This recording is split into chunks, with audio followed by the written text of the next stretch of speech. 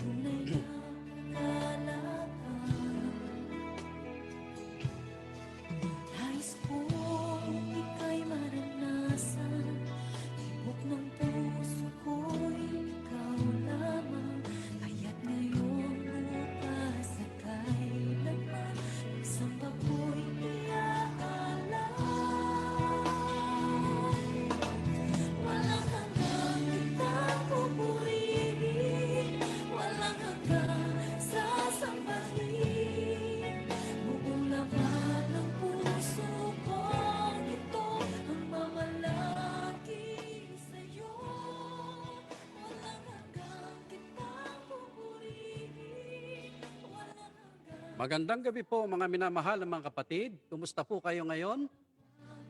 puso kong ito ang mamalagi. Salamat po sa inyong pagsubaybay sa ating programa sa social media na pinamagatang Misyon at Panalangin. Sasambahin buong laman. At syempre pa, hosted by yours truly, Pastor Serge Arevalo, dito po sa Chosen United Methodist Church. Ang kitang pupurihin, sasambahin buong laman ng puso ko. Kung kayo po ay nasa Facebook, ay share ang video ito.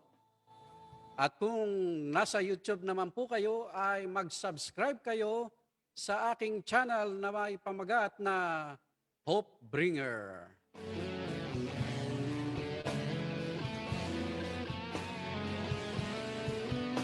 At tayo po ay magpapasimula na sa ating pong gawain sa gabing ito at tayo po ay nagpapasalamat sapagkat mayroon tayong panauhin na tagapanayam o ating pong i-interviewin sa gabing ito.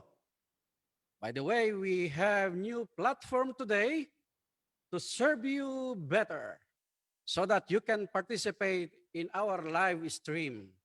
If you want to join next time, just PM me and I will send you the Zoom link for you to get in. Samahan po ninyo ako hanggang sa matapos ang broadcast na ito. Sa huli ay meron po akong regalo sa pagkatapos po ng ating gawain siyempre. Akin pong sasabihin sa huli kung paano natin ito makukuha. Katulad ng dati, ang ating programa ngayon ay mayroong tatlong bahagi. Una ay ang reflection ng salita ng Panginoon. Pangalawa ay interview sa ating pong guest. We have visitor today, Reverend Adele Torino from Santa Ana United Methodist Church, California, USA. Yan. And after that, of course, we have reading of prayer requests and actual prayer. Hihilingan din natin si Pastor Torino later on na mananalangin para sa atin. At kung meron tayo mga kapatid sa Zoom ngayon na gustong manalangin, ay bibigyan natin ng pagkakataon upang sila din ay live na makipanalangin sa atin. So tayo po ay magtungo ngayon sa ating pong reflection. Ang ating pong talatang pagbabasihan ay nandun po sa Colossians chapter 4 verses 3 to 4. At babasahin ko po ito. Pray also for us that God may open to us a door for the word to declare the mystery of Christ, on account of which I am in prison, that I may make it clear which is how I ought to speak. Mga minamahal mga kapatid, ang nagsasalita po rito ay si Apostle Paul. Kanyang sulat po ito sa Colossians. At dito po makikita natin yung appeal niya, yung kanyang panalangin. No? Humihiling siya ng panalangin para sa ating mga kapatid. Una, siyempre yung to open the door for God's word. In other words, kinakailangan na tayo ay manalangin upang sa ganon ay buksan ang pinto. Ano ba yung pinto na yun? Sa kapanahon na natin, siyempre, yung mga puso ng mga tao yun. No? o kaya naman mga boundaries, no, sa mga tribo, mga bayan, bansa, no? Kuminsan po'y sarado sa ebanghelyo.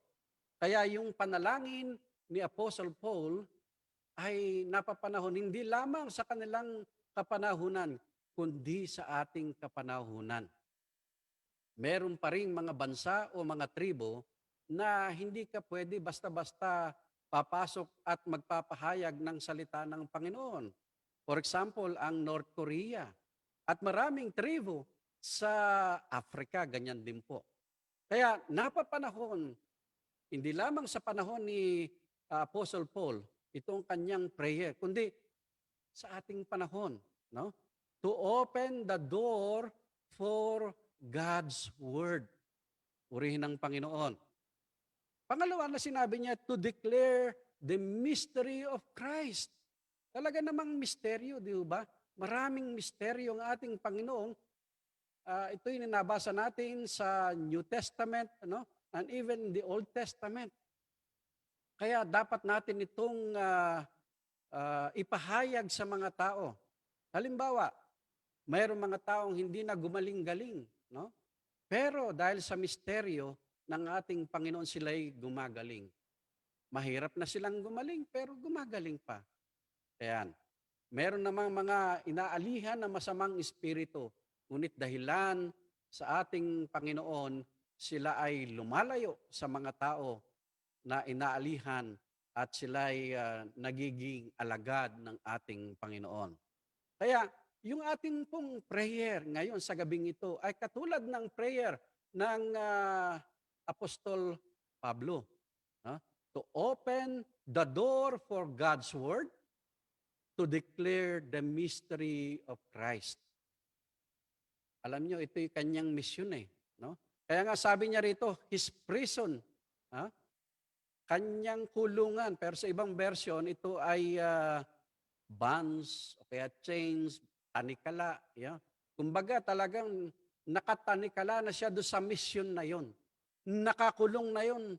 Nakakulong na si Paul doon sa mission na yon. In other words, talagang tinutuon na niya ang calling niya sa Panginoon na ipahayag ang salita ng ating Panginoon na tayo po ay magmisyon. Tayo rin po kaya. Ganon din bang ating pagtanaw, pagtingin sa misyon ng ating Panginoon? Sa salita ng Panginoon?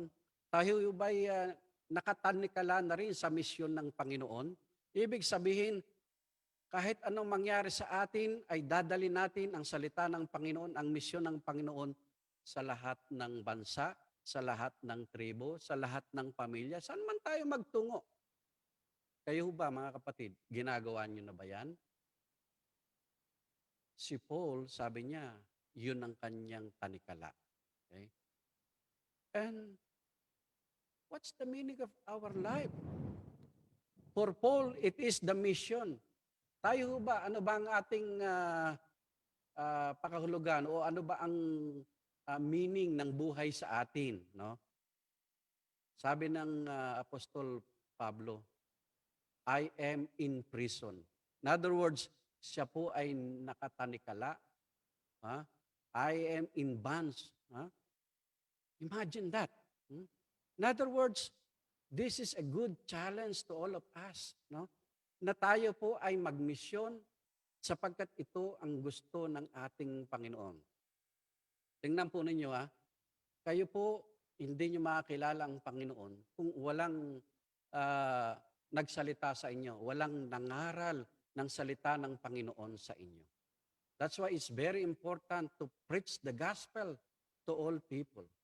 And tonight, I'm challenging you to preach the gospel to all people, wherever you are. No? At sabihin natin, we are in chains with Christ missions. Salamat po sa inyong pakikinig sa maigsing mensahe natin.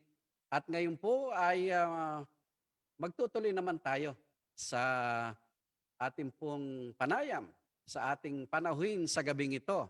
Sino pa kundi ang ating magiting na kapatid, Pastor Adel Torino, Siya po ay pastor, missionary pastor sa California.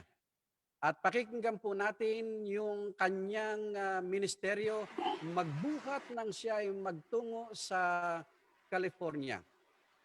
Ang nalalaman ko po, siya po ay nagtayo ng isang Filipino congregation sa Santa Ana. Magandang gabi po, mahal na Pastor Reverend Adel Torino. Magandang gabi po, Pastor. Kumusta po kayo Ako'y dyan sa California? mabuti ho at patuloy po yung lockdown at katatapos lang. Hindi naman katatapos kundi patuloy yung sunog dito sa malapit sa amin. Oo nga, at nabalitaan ko yung mga bundok dyan ay nasunog itong mga ilang araw. At ang ating ipanalangin sila, sana'y walang mapahamak na ating mga kababayan at gayon din naman mga taong malapit sa sunog na yan. Tama ka, Pastor.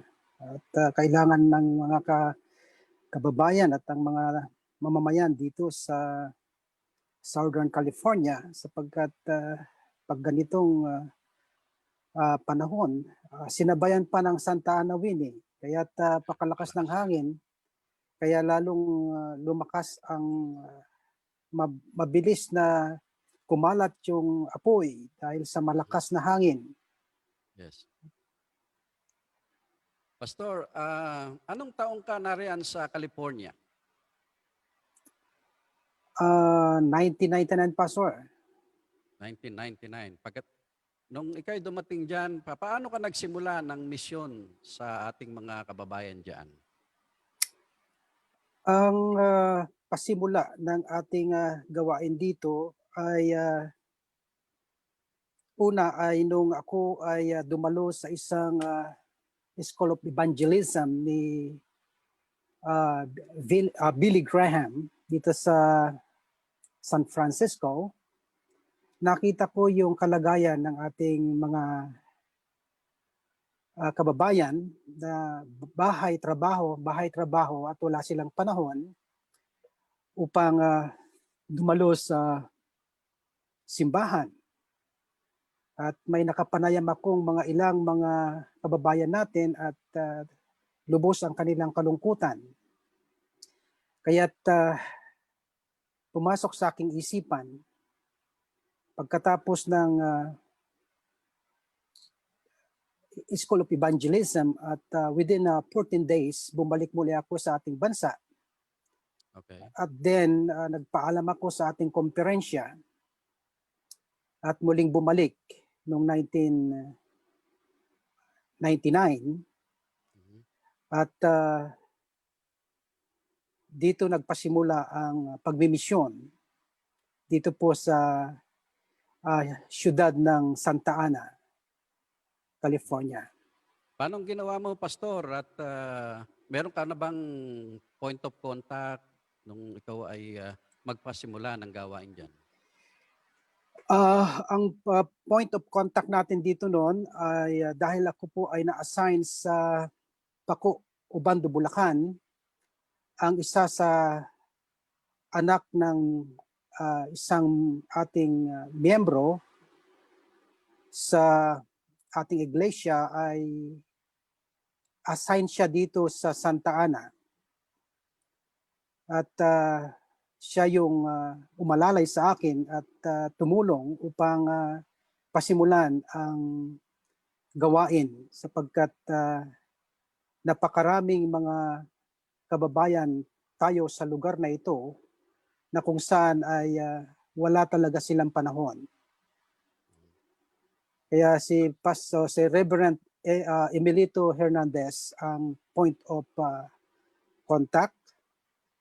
Dahil dito sa lalawigang ito at syudad na ito ay tabi-tabi ang ating mga iglesia lokal, malalaki ang ating mga iglesia lokal dito at walang mga Pilipino. Tanging doon lamang sa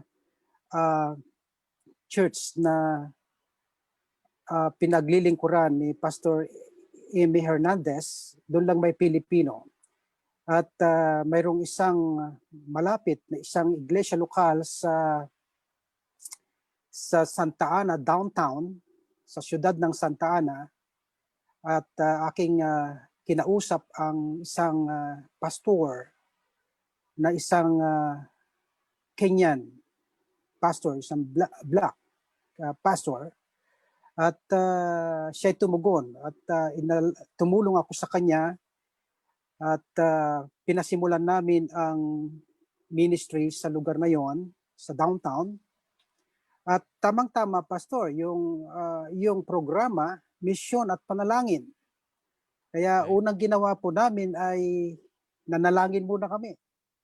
Ipinanalangin namin ito at hinanap ang ating mga kababayan at dahil mayroong isang pamilya na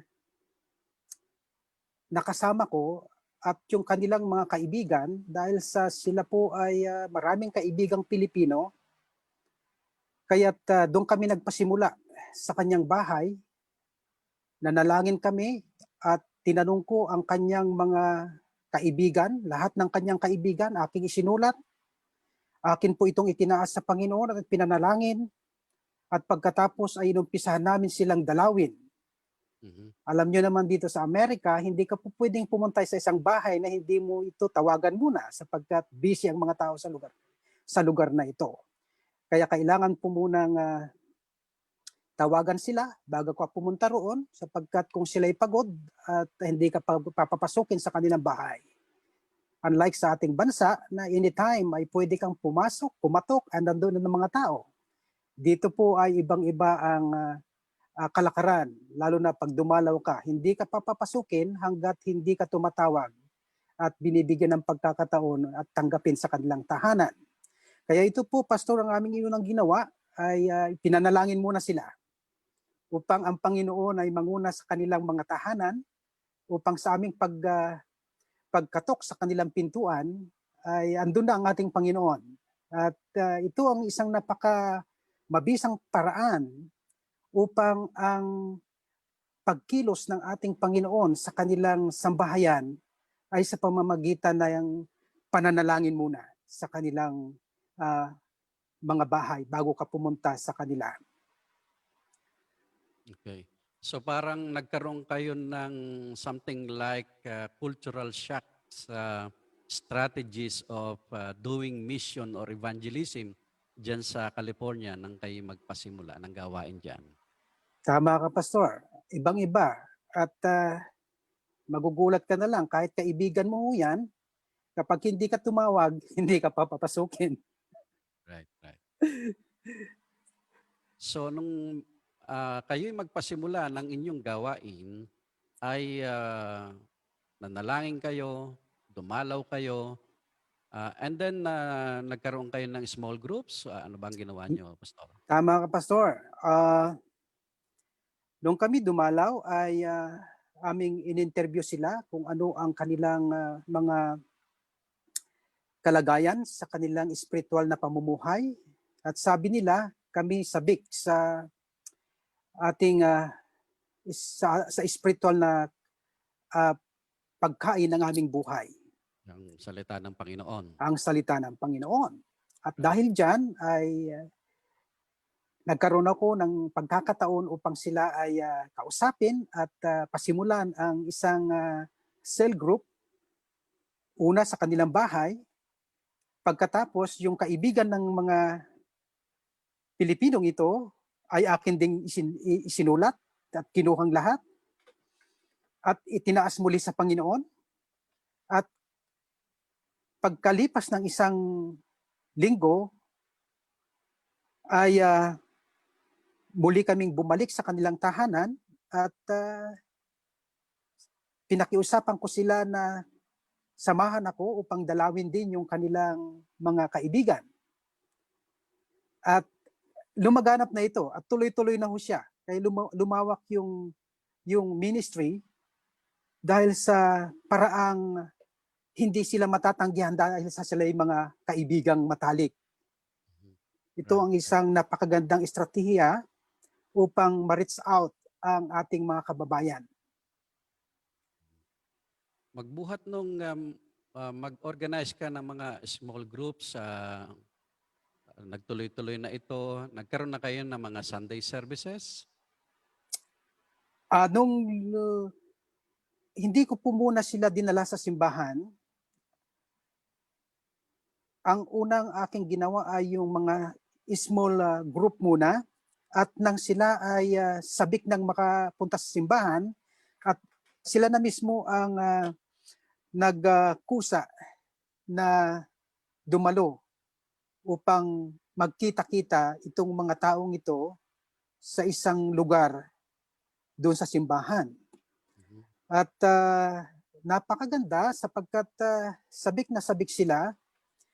At unang ginawa po namin doon sa simbahan nung sila pumunta ron, after worship, Sunday morning, nag-start po kami ng paghahain ng mga pagkain.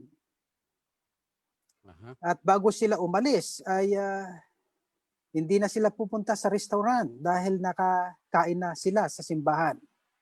Yeah. Kaya't masayang masaya sila hanggang sa sila'y naging bihasa, at gusto nila yung buong maghapon ng linggo ay sama-sama sila, sapagkat sa Mukhang nakuha po kinabukasan, ninyo yung strategy ng mga Pilipino o ugali ng mga Pilipino na mahilig kasi tayo sa kainan eh. No? Palaging may piyesta, di ba? tama ka dyan, Pastor, at dyan ang nagpasimula na ah, lalong gumanda ang samahan ng mga Pilipino, at dahil dun sa fellowship after worship, at masayang masaya sila. At doon pinagpapatuloy ang kanilang kwentuhan kasi namimiss nila yung kanilang karanasan sa ating bayan, na nandyan yung pagkikwentuhan at kung ano-ano na lang yung kanilang pinag-uusapan, at ibinabahagi yung kanilang mga karanasan sa kanilang pang-araw-araw na pamumuhay at maging yung karanasan sa ating bayan. So, nung nagsimula kayo, Pastor, more on regrouping, ano? Ito yung mga Kristiyano na sa iba't ibang mga simbahan sa Pilipinas, and then you gathered them into one church, no? Doon nga sa Santa Ana. Tama po ba yung nasabi ko, Pastor? Yung iba, Pastor, hindi lang sila mga Kristiyano, kundi sila yung mga kaibigan ng ating mga kapatiran na kung saan ay wala silang napupuntahang mga simbahan. May mga Catholic, may mga born again, at may mga Methodist. At sila ay magkakaibigan, subalit sila ay sabik na magkaroon ng isang gawain na sila ay makasamba at magkita-kita. Kaya hindi lamang yun, Pastor, ang aming ginawa. Dahil marami tayong mga kababayan dito sa ibang bansa, lalo na dito sa United States o dito sa US, na ang kanilang mga trabaho ay mga caregiver, o kaya mayroon po silang mga board and care o tinatawag nating facility. At dahil sa sila ay hindi makaalis sa kanilang trabaho, dahil sa sila ay nag-aalaga ng mga people of disabled, doon na po natin dinadaos ang ating mga Bible study. Oh, maganda yan. Kayo na bumibisita doon sa kanila para magkaroon ng pag-aaral. Pag-aaral. Kasi kung hindi sila makapunta sa simbahan, ang simbahan ang lalabas upang sila i-reach out, upang hindi sila mapabayaan sa kanilang spiritual na pamumuhay. Kaya't ginawa namin ito, nagkakaroon ng mga Bible study sa kanilang mga trabaho. Hindi lamang yun. Pagkat maraming mga tao na kumakain din sa mga restaurant, nagtatag din po kami at nag-open po kami ng Bible studies sa mga restaurant, sa Jollibee, tapos sa beauty salon. Karoon din kami ng mga Bible studies sa beauty salon. At napakaganda ng mga outcome, mga result ng ganitong gawain. Talaga namang tama ang sinabi ng banal na kasulatan, yung Great Commission natin. Right. At ito ang napabayaan ng marami nating iglesia, kaya't maraming mga naghihingalong mga iglesia lokal sa iba't ibang panig ng mundo, lalo na dito sa Amerika. Katedral ang ating mga pasilidad, subalit kukunti ang nasa loob ng simbahan dahil napabayaan na po itong gawain ng pagmisyon at pananalangin. Kaya napakaganda ng inyong programa, Pastor, na ito'y muling naantig at nare-remind ang maraming manggagawa at mga Kristiyano sa iba't ibang panig ng mundo na makinig, mag-tune up dito po sa inyong programa upang muli nilang maibalik yung init ng pag-ibig sa pagmimisyon. Sapagkat sa panahong ito ay iba na ang kalakaran at marami nang napapabayaan sa pagmimisyon ng ating iglesia. Ang aking pananaw ay nagiging parang yung church, ang mga manggagawa ay satisfied na lamang sa kanilang iglesia lokal pero hindi na sila nagnimisyon. Kaya't ang natitirang mga miyembro ng iglesia ay ang mga elderly. Wala na tayong maraming kabataan. Wala na tayong maraming mga bata sapagkat napabayaan na ang misyong ito at pananalangin. Pastor, magbuhat nung kayo'y magtatag ng small groups at nagkaroon kayo ng worshiping congregation dyan. Kumusta yung statistics dyan? Kumusta ba ang gaano ang lago o paglago ng inyong simbahan? Nung inumpisa namin, Pastor, ang mga activities na ito, ang mga gawain ito ay lumago siya. Umabot kami ng 150 members. From 0 to 150? Tama ka, Pastor. Kaya't napakagandang paraan yung sundin yung Great Commission. Right, Ito lamang ang nakita kong paraan na mabisa upang lumago at maraming ma-reach out na mga tao upang iparating ang mabuting balita ng kaligtasan sa kanilang mga tahanan. Ang alam ko, very strong ang inyong youth ministry. Can you give us some highlights? Ang ating mga kabataan ay nung dumating si kapatid na Alpha May Franceliso, isa nating principal at guro sa Maynila, anak ito ng isang district superintendent sa Maynila at anak din ng pastora, si Pastora Olo from Mindanao. Mhm. Siya ay aking nakatulong sa gawain upang ang mga kabataan ay mapangalagaan. Siya yung nagturo sa kanila ng sa praise and worship muna, sapagkat dito sa First UMC ng Santa Ana ay wala silang praise and worship sapagkat conservative. So nagpasimula kami ng praise and worship. Amin po itong tinuro sa mga kabataan at kinausap ang konseho ng simbahan at sumang-ayon naman sila at nung una ay hindi nila ganong matanggap sapagkat may mga matatanda at mga konserbatibo. Subalit unti-unti na sila'y nasanay doon sa ganong pag-aawitan ng masasayang awitin. At ito ang nagbigay ng momentum sa maraming kabataan. Kaya't dumami yung mga kabataan sapagkat nabigyan sila ng pagkakataon na ma-welcome sa pamamagitan ng kanilang mga talent. Tinap namin yung mga talent nila at doon nag-boom yung kanilang ah, paglago bilang isang samahan ng mga kabataan dito sa ating iglesia. May pagkakataon, Pastor, na marami tayong bininyagan dyan sa isang beach dyan. Natanda mo ba yun? Tama ka, Pastor. Mayroon pa tayong nakita ko nga yung pinost mo doon sa yung mga picture dito sa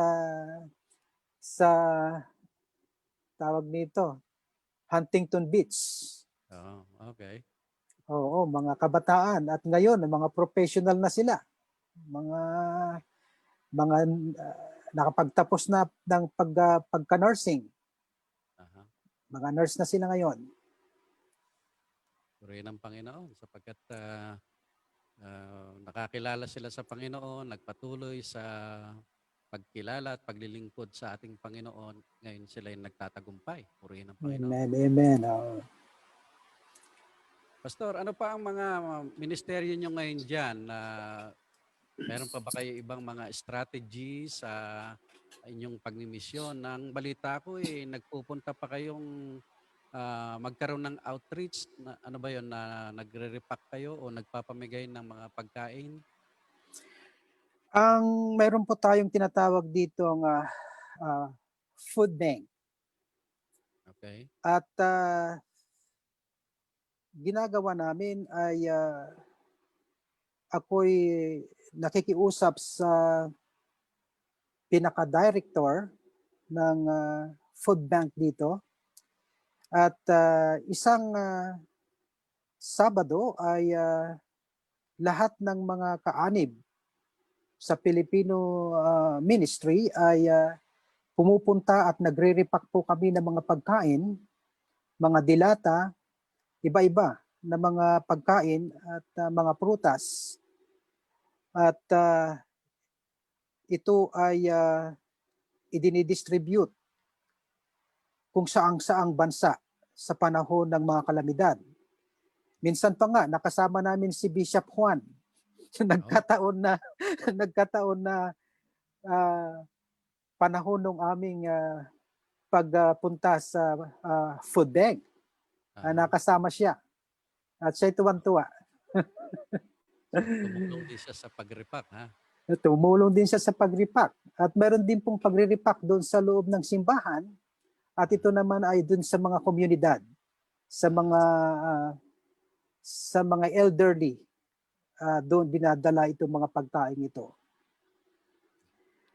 Ngayon, Pastor, lahat tayo lockdown ang balita ko sa California at maging sa ibang state ng Amerika ay walang in-person worship sa kanilang mga sanctuary. Kumusta ba kayo dyan ngayon?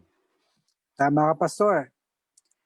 So para po hindi maputol yung aming mga gawain at aming mga contacts sa mga kapatid, ay nagtatagpo ako ng mga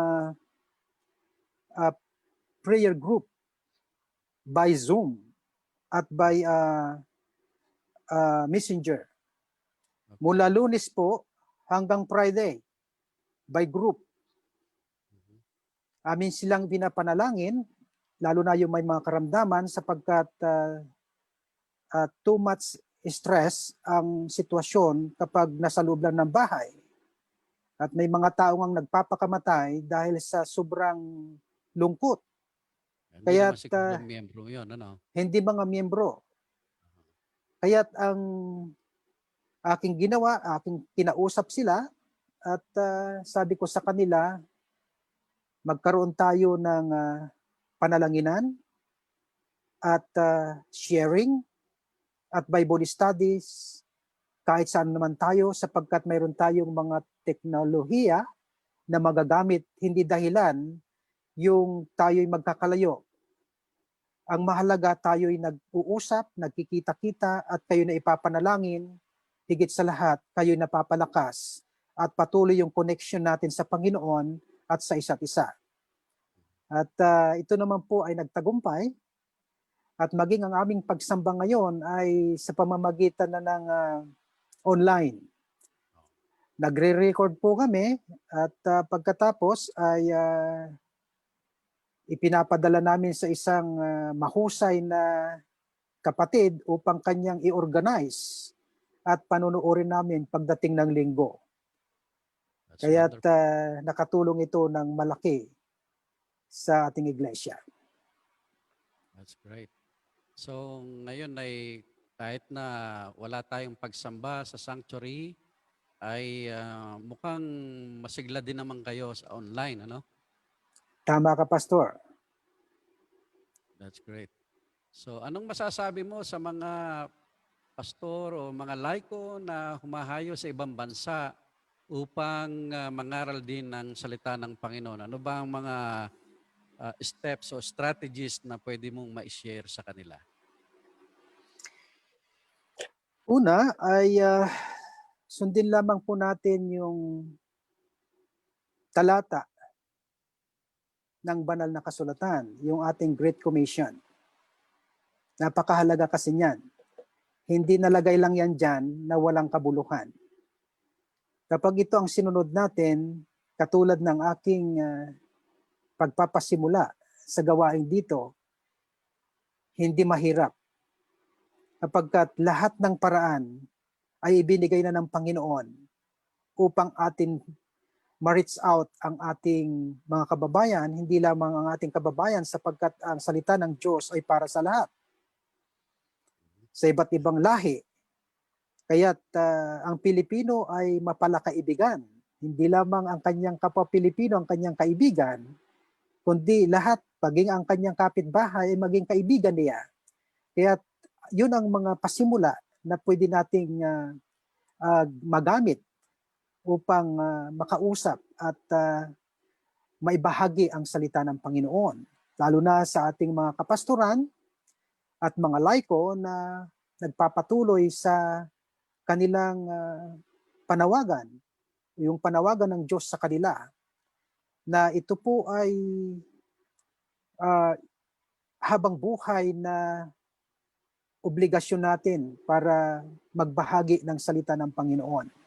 Hindi lamang po ito minsanan, hindi lamang ito ay utos ng ating obispo o ng ating mga leader, ito po'y personal natin sapagkat ito'y commitment natin sa Panginoon.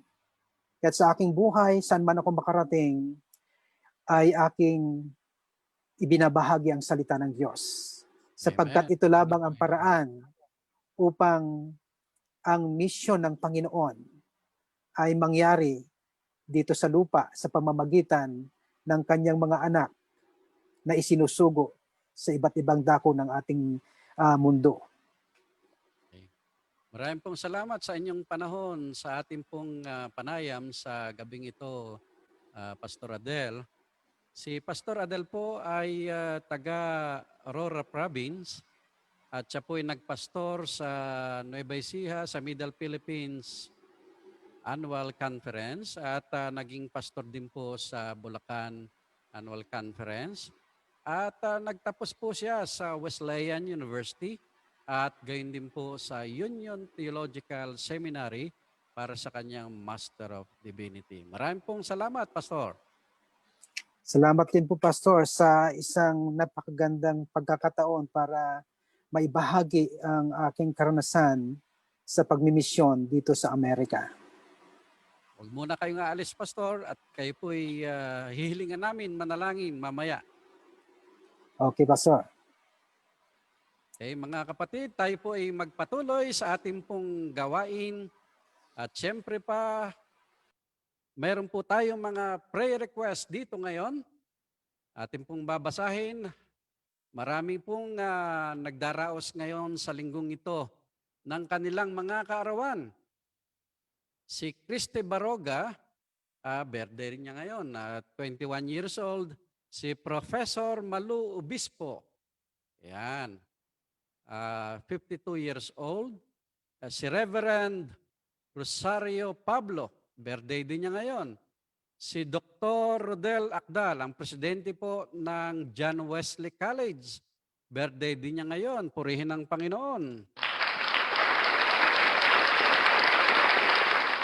Si Reverend Aga Bautista, si Marilo Donato Alcaide, si Reverend Marlon Pascua, si Pastor Brendo Guillermo, Dr. Zenny Gillesper, si Brother Albert Velasquez, si Reverend MB Tamega, at si kapatid na Ada Alcaide. Happy birthday po sa inyong lahat.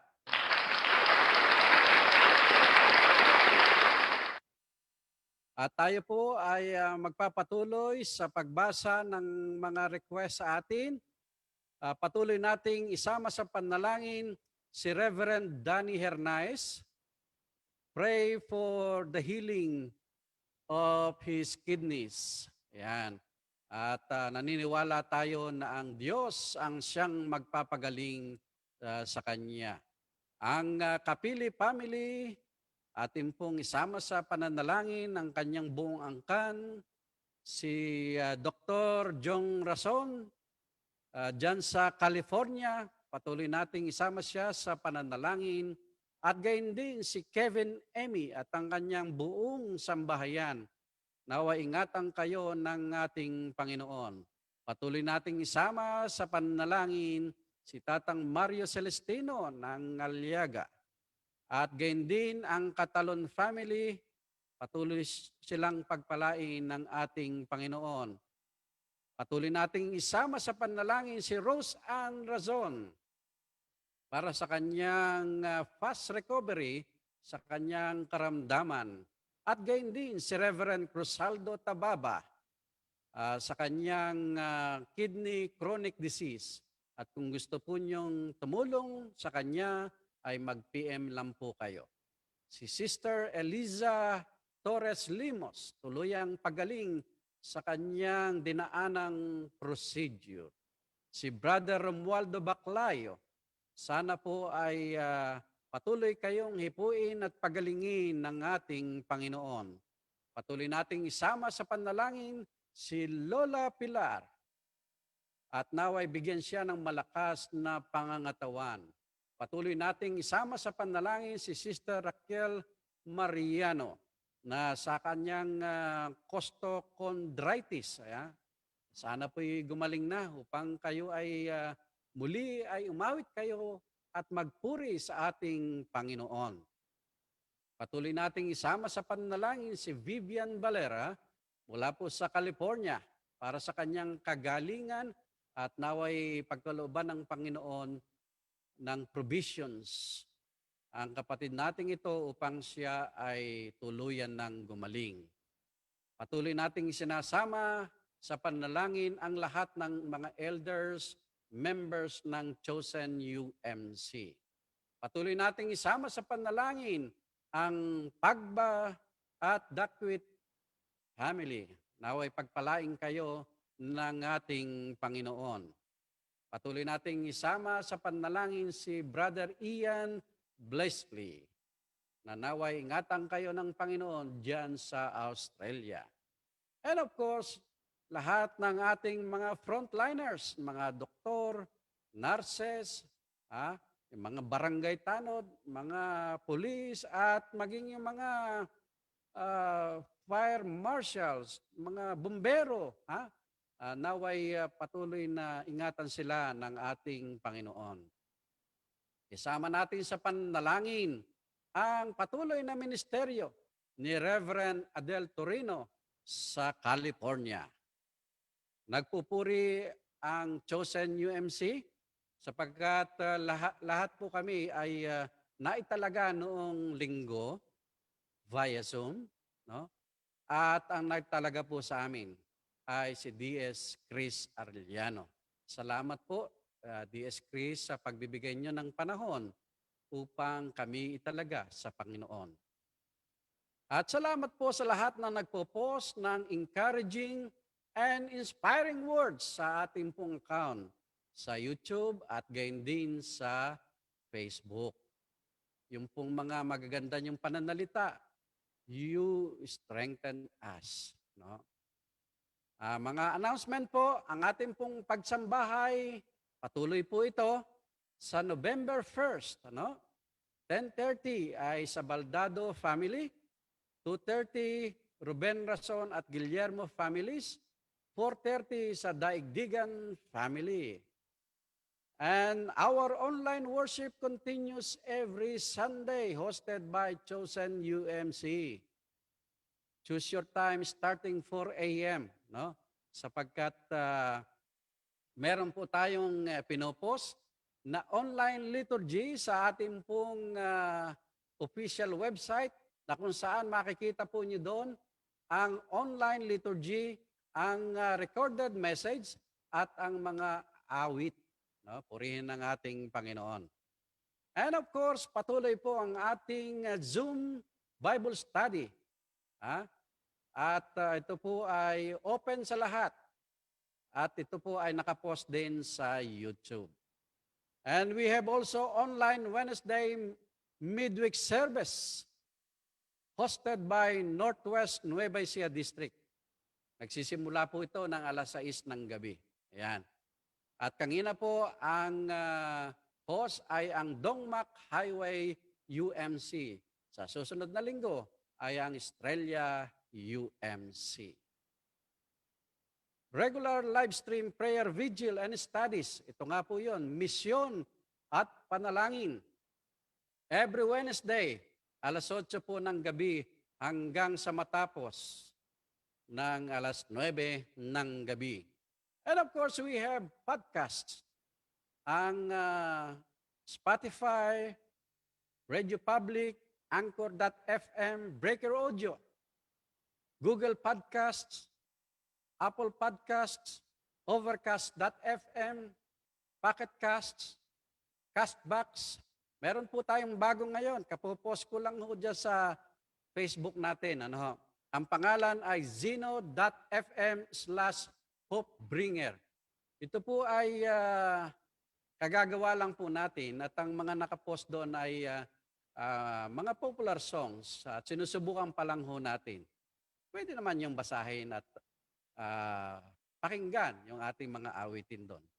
Yan. It's online. And soon, we have new program, Your Friend on the Cloud. Online din po ito. At mag-i-interview tayo ng mga mayroong problema at gayon din mga psychologist upang sa ganon ay matulungan ang ating mga kababayan.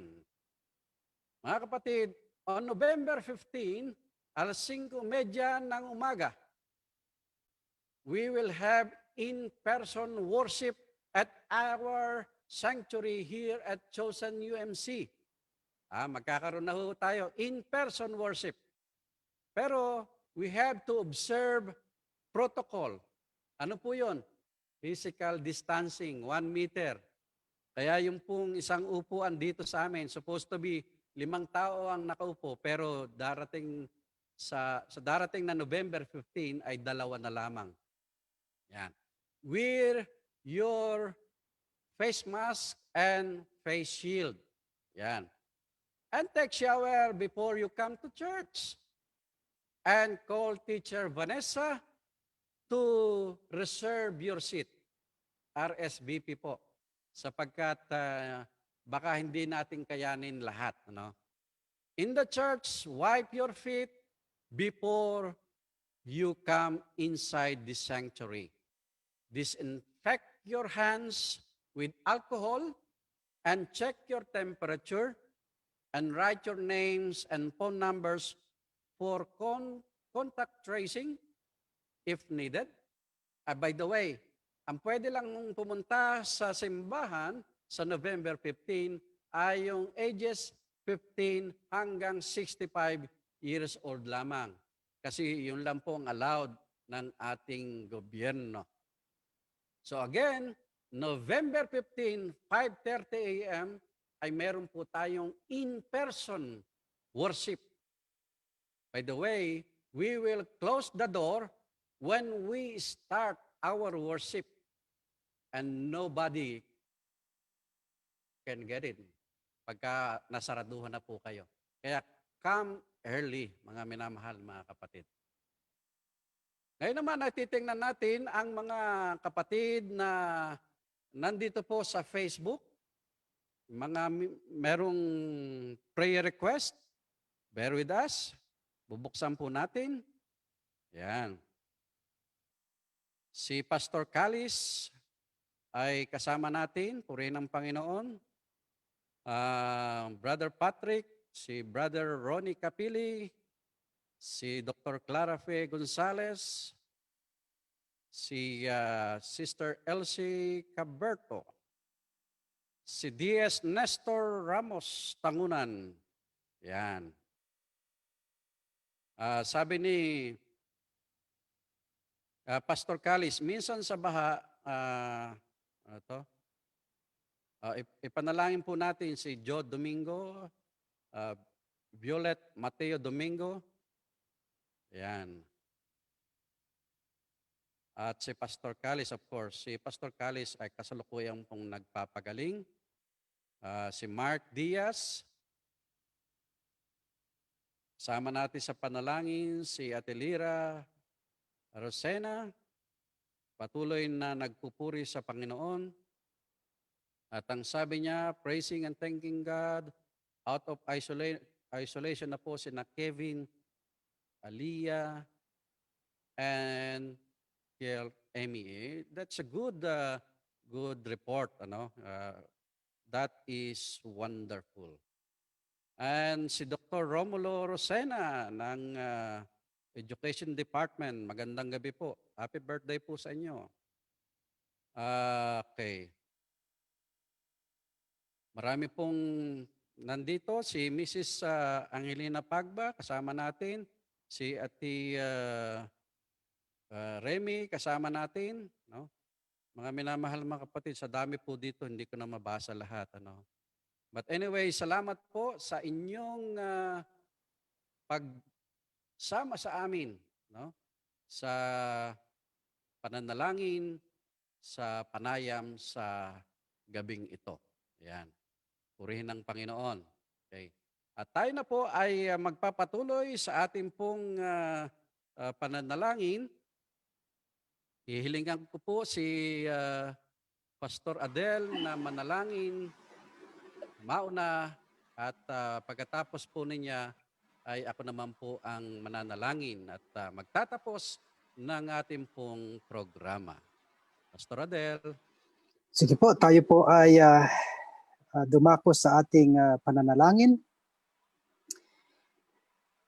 Kagalakan po namin, O Diyos, na Ikaw ay aming purihin, pasalamatan, at patuloy na hingan ng tulong, lalo na sa panahon ng pandemyang ito. Batid po ninyo, Ama, na napakaraming mga kababayan, hindi lamang sa aming bansa, kundi sa buong daigdig, na naghihirap dahil po sa matinding pananalasa ng virus na ito. Alam namin, Amang Banal, na hindi mo pababayaan ang bawat isa sa amin. Tulungan po ninyo ang bawat isa sa amin, ang mga manggagawa upang may pagpatuloy ang kanilang ministry sa pamamagitan ng kanilang pakikipagtipan sa inyo at sa bawat tao na kanilang kinakausap sa araw-araw. Sapagkat ito lamang ang paraan upang sila ay aming maitaas sa inyong banal na harapan. Amang Banal, patuloy po naming itinataas ang programang ito ng iyong lingkod, si Pastor Serge Arevalo. Salamat po na binigyan mo siya ng ganitong napakahalagang gawain upang maihayag at patuloy, O Diyos, na maiparating sa sino paman ang iyong mga salita.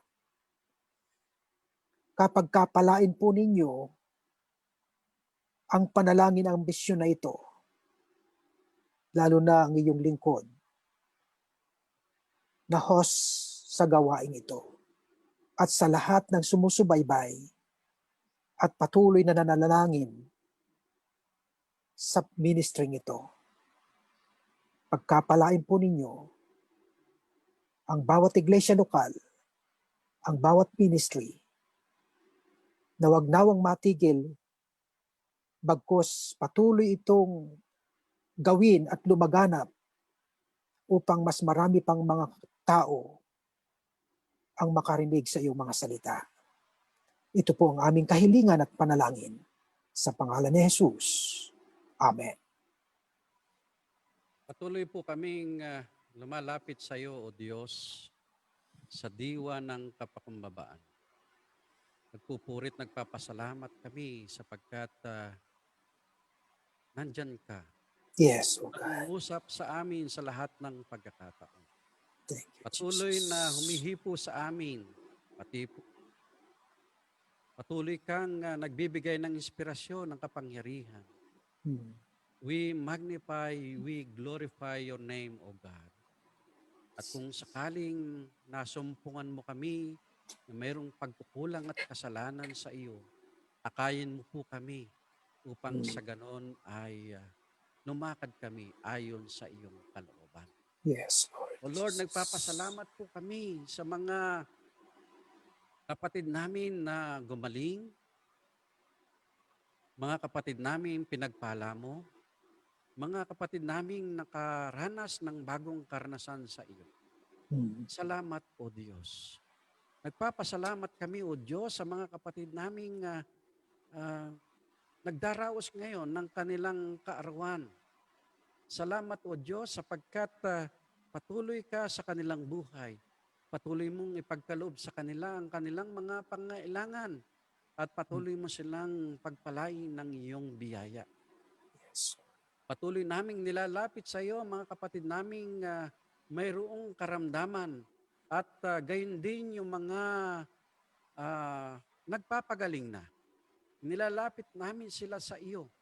Nanawa, O Diyos, ay patuloy ka sa kanilang buhay at patuloy ang kagalingan sa kanila at samahan mo sila sa lahat ng pagkakataon, O Diyos. Yes, Sa mga Lord. kapatid naming walang karamdaman, bantayan sila ng iyong mga anghel Yes. upang sila ay hindi makaranas ng karamdaman. Lalong higit ang karamdamang COVID-19 na hindi Yes, namin Lord. gusto sa aming buhay. Nawa, O Diyos, ay ikaw ang magbantay sa bawat isa sa amin. Salamat, Panginoon. Inilalapit namin sa iyo, O Diyos, ang mga kapatid namin sa Canada. Patuloy mo silang iingatan. Yes, Pagpapalay ng mga rason, si Kevin na Emmy at ang kanyang buong sambayan. Salamat, O Diyos, sa iyong pagpapala at pag-iingat mo, pagpapagaling mo sa bawat isa sa kanila. Sa ibayong kalakasan para kay Tatang Mario, salamat, O Diyos. Ang Catalon family, ang Rason family, patuloy mo silang pagpalain, O Diyos. Yes. Patuloy mong iingatan at palalakasin si kapatid na Rose Ann at gayon din si Pastor Tababa. Nilalapit din namin sa iyo si Sister Eliza. Patuloy mo siyang bigyan ng kalakasan and fast recovery. Patuloy naming tinataas sa iyo si Brother Romualdo Baclayo. Ikaw po, O Diyos, ang mag-ingat sa kanya at magpagaling sa kanya. Patuloy mong palakasin si Lola Pilar. Ingatan mo siya sa lahat ng pagkakataon. Yes. Sister Raquel, O Diyos, ipuin mo ang kanyang buong katawan.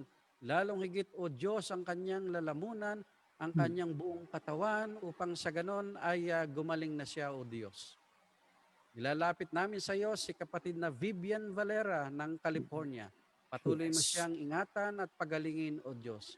Ipagkaloob mo po sa kanya ang kanyang mga pangailangan. Inilalapit po namin ang lahat ng mayroong karamdaman at mga elders ng Chosen UMC. Yes. At nawa, O Diyos, ay ikaw ang magpala sa kanila.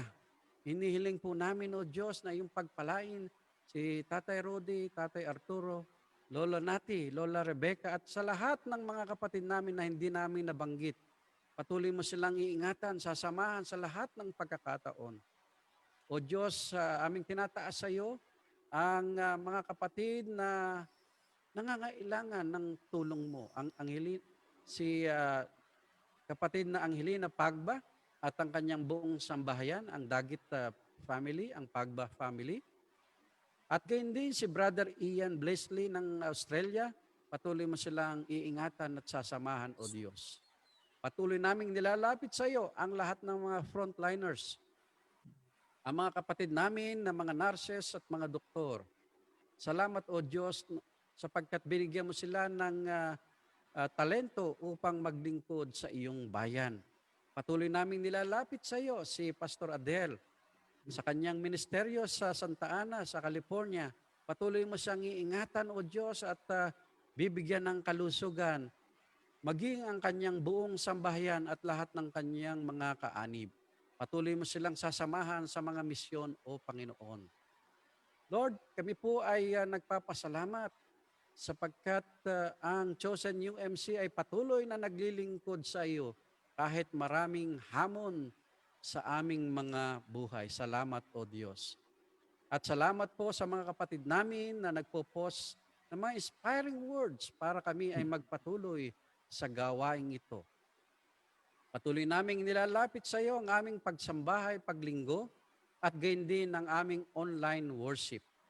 Dinadalangin din po namin ang aming online na Bible study. Nawa, O Diyos, ikaw mangusap sa bawat isa sa amin. Hinihiling din po namin na pagpalain mo ang buong distrito. At nawa, O Diyos, ay ikaw ang tumulong sa amin, sa aming mga pangailangan. Hinihiling po namin, O Diyos, na ang misyon at panalangin ay maging matatag at nawa, Panginoon, ay dumami ang aming maabot upang marami ang mahamon sa pagmimisyon at pananalangin.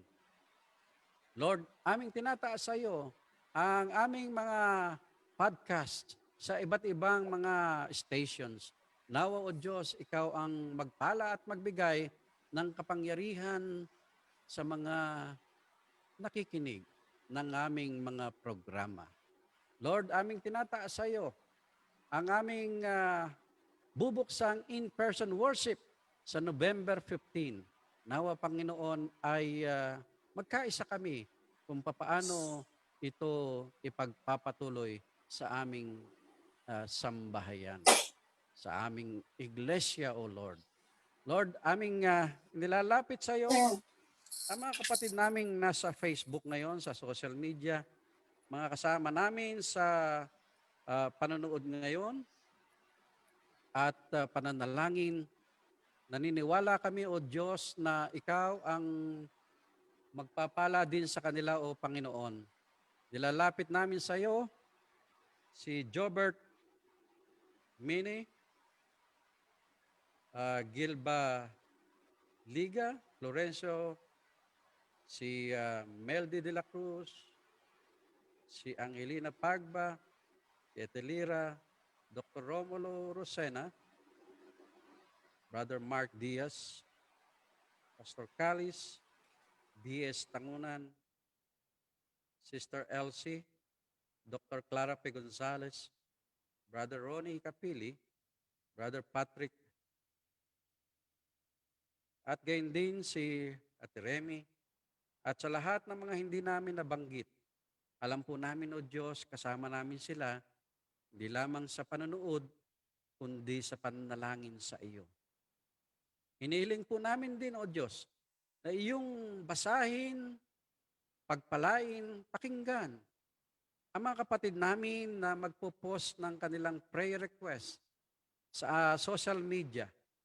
At nawa ay mahamon ng bawat isa na ipanalangin ang mga prayer request ng aming mga kapatid. Naniniwala kami na kahit na hindi na kami live stream, ay meron pa rin sasama sa aming pananalangin sapagkat ang gawain na ito ay gawain para sa iyo, O Lord. Sa gabing ito, Panginoon, kami po ay maghiwa-hiwalay. Samahan mo po kami, ingatan mo po kami, O Diyos, at iyong pagpalain ang mga kapatid namin, saman sila naroroon. Sapagkat ang lahat pong ito hinihiling namin alang-alang kay Kristo Jesus. Amen. Salamat po at sinamahan nyo kami ngayon hanggang sa matapos ang broadcast na ito. Dahil po diyan, ay meron akong regalo para sa inyo, 2 e-books. Mamili na po kayo dito. 7 things you should know about divine healing, crisis survival system, God's master plan for your money, biblical foundations for manhood and womanhood, and 365 days of power. Kung kayo po ay nagnanasa na magkaroon ng e-books na ito, mangyari lang pong i-share ninyo ang video na ito dito po sa Facebook at YouTube. Ano ho? At isesend ko po sa inyo ang inyong reward o gift sa inyo. No?